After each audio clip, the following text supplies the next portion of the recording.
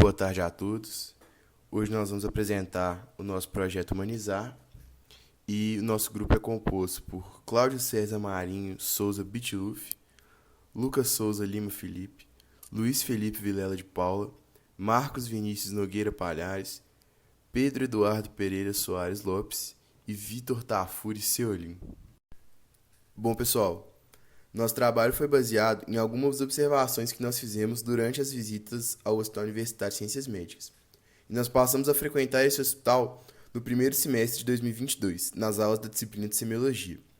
E ao longo dessas visitas, nós observamos que muitos pacientes estavam desacompanhados ou em situação de abandono, principalmente em função das restrições impostas pelo combate à Covid-19, que privaram muitos pacientes da presença de acompanhantes durante a internação, além das pessoas que sequer tinham alguém que pudesse vir a ser seu acompanhante. A gente observou também que grande quantidade do tempo ocioso e estar sozinho durante a internação, ainda mais por ser uma situação de vulnerabilidade, pode aumentar as inseguranças e gerar ansiedade, carência afetiva e pode até ser o gatilho para outras manifestações psicológicas, como a depressão. Observamos também que a incidência de idosos desacompanhados era muito grande, o que fez a gente ter um olhar especial para essa faixa etária. E além disso, pacientes com mobilidade limitada não conseguem sequer dar uma volta no corredor e interagir com outras pessoas que estão no hospital. Como as opções de distração são bem restritas, esses pacientes se encontram numa situação difícil. Bom, depois de identificado o problema, a gente recorreu na literatura para buscar possíveis intervenções para essa questão da solidão e do tédio dentro do hospital. E a gente achou um artigo que ele fez uma pesquisa com idosos em um hospital também universitário sobre o que eles gostariam que tivesse disponível para eles como lazer e distração no período que eles estavam ali internados. E o mais votado foi a televisão, mas a gente sabe que para um projeto como esse seria complexo, né, propor instalação de televisão no hospital, pelo custo, etc. E aí, uma segunda opção era a questão dos jogos lúdicos, que são muito importantes para estimular esse paciente e minimizar esses efeitos negativos que ele pode ter de estar ali ou sozinho, ou então mesmo quando ele está acompanhado, às vezes fica muito entediado, né? E aí esses jogos seriam muito importantes, porque através dele eles vão estimular tanto o raciocínio e também até uma socialização que pode ter entre pacientes, conversar sobre o jogo ou coisas do tipo, que seria muito importante para a questão da saúde mental deles e minimizar, né, esse período desagradável que é a internação no hospital. Dando sequência, falar agora um pouco sobre a implementação dessas atividades, a qual será feita através da impressão dos jogos Sudoku e palavras cruzadas em folhas de papel A4 frente e verso, como também a disponibilização de lápis. A estimativa da quantidade de papéis a serem impressos levará em consideração o número de leitos ocupados.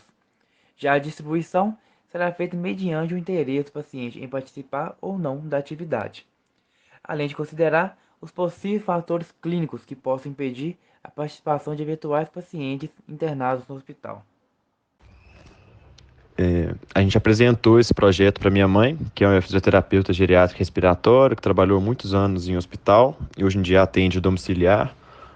E ela falou que realmente essas coisas ajudam muito nesse dia a dia para amenizar o sofrimento, que ela usa muito da questão da música, leva uma caixinha de som e coloca baixinho assim durante a sessão de fisioterapia. E tem um paciente dela, por exemplo, que adora jogar baralho. Aí teve uma vez que ela jogou um pouco de buraco com ele antes da consulta. E ela fala que o feedback é sempre muito positivo. Os pacientes passam a ver com muito mais leveza aquele momento ali, que às vezes é difícil, né, para o idoso. Normalmente eles já estão bem debilitados, na questão de mobilidade e tal. Mas aí que ela fala que o feedback é sempre de alívio. E aí eu apresentei para ela o nosso projeto e ela falou que adorou a ideia e que ele parecia ser viável, né? Já que a gente vai precisar meio que só de imprimir o papel e tal, não é nada muito elaborado assim, mas que ela acha que com certeza teria um feedback positivo para essas pessoas que estão lá internadas no hospital.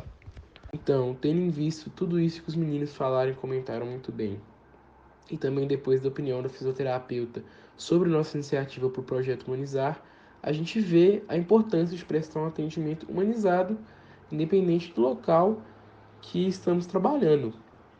É perceptível o quanto que isso muda o dia a dia do paciente, desde aquele que está internado por um longo período de tempo até aquele que está indo fazer uma consulta rotineira.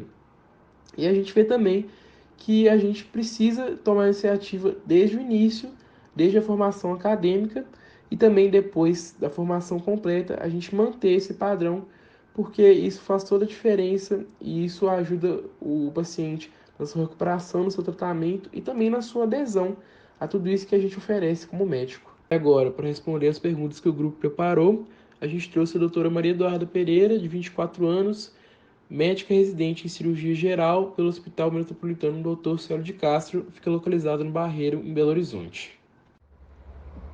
Para mim, a humanização da saúde é atender o paciente da melhor forma possível, de forma que eu possa acolhê-lo em momentos de angústia ou de dor, preocupação e sofrimento. Uma situação que me marcou muito foi quando, aos meus 4 anos, eu tive que ser submetida a um procedimento cirúrgico.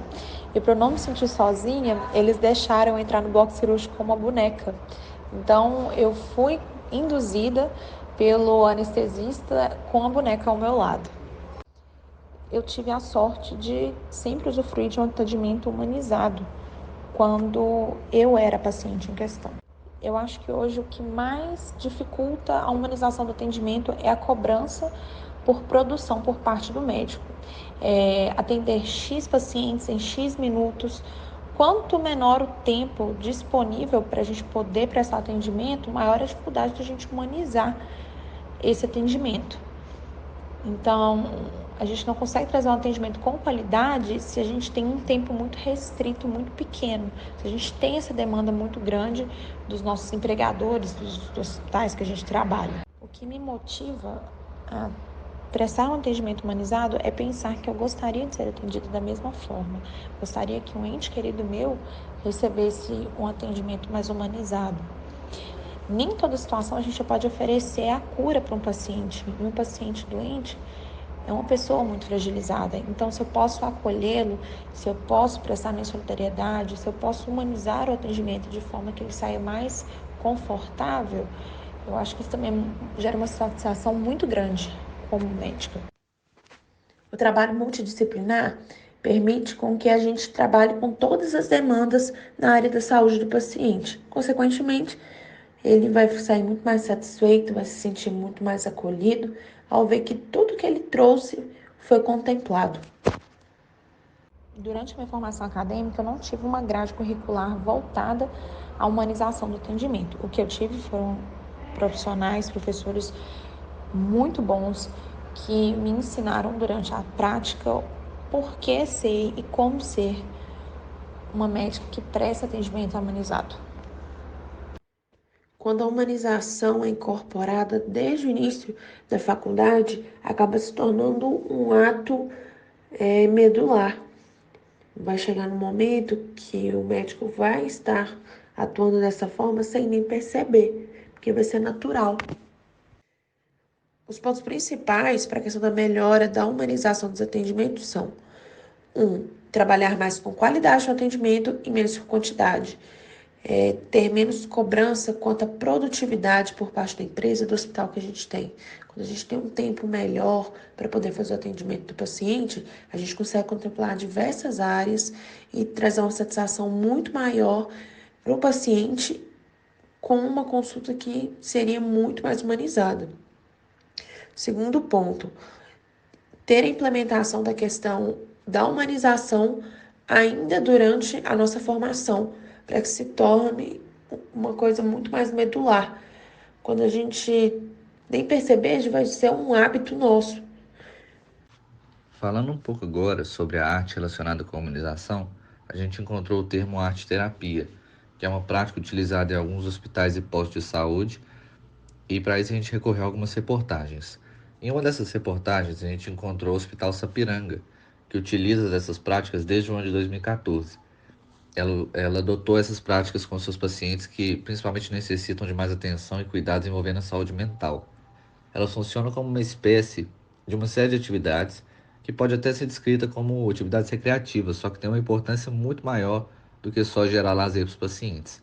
Elas funcionam como práticas que ampliam o conceito de humanização no hospital E tais práticas influenciam diretamente no bem-estar de cada paciente, porque ajudam eles a trabalhar suas habilidades cognitivas, a combater sintomas de estresse e ansiedade, auxiliam no acolhimento e promovem socialização.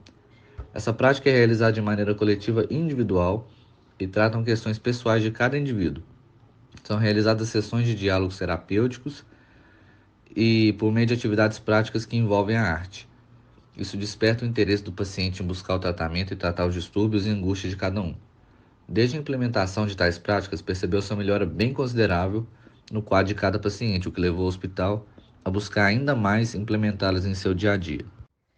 Já nessa segunda reportagem que encontramos, ela conta sobre um relato do Hospital Estadual de Urgências de Goiânia, em que eles começaram a utilizar a arte-terapia desde 2019. Ela começou a ser utilizada através de uma oficina de pintura e esse teste foi realizado com 40 pacientes. Essa atividade deixou o ambiente bem mais calmo, harmônico e fez com que os pacientes se sentissem ainda mais acolhidos e integrados. Os pacientes foram instruídos por uma artista plástica que o hospital chamou para fazer esse teste com eles, além de também serem acompanhados pelos próprios profissionais de saúde. O intuito da arte dessas pinturas envolvendo o estilo que utilizaram era relembrar os pacientes da cidade em que eles estavam, que no caso era Goiânia. Com essa prática, os pacientes criaram a sensação de estar em um ambiente sem tensão hospitalar, fazendo com que se sentissem em casa, além de trazer uma sensação novamente de acolhimento. Também utilizaram a arte como temática da Páscoa, que gerou sentimentos como recomeço, renovação, fé, acolhimento, porque na época que realizaram esse teste foi na época da Páscoa, em 2019. Foi descrito também que a arte serve como uma espécie de terapia alternativa que trouxe apenas resultados positivos, pois auxilia no tratamento de cada paciente, além de estimular a atividade cerebral e melhorar a comunicação médico-paciente e do paciente com outros pacientes, proporcionando mais bem-estar a todos naquele ambiente. E essas aqui foram nossas referências e obrigado pela atenção de todos.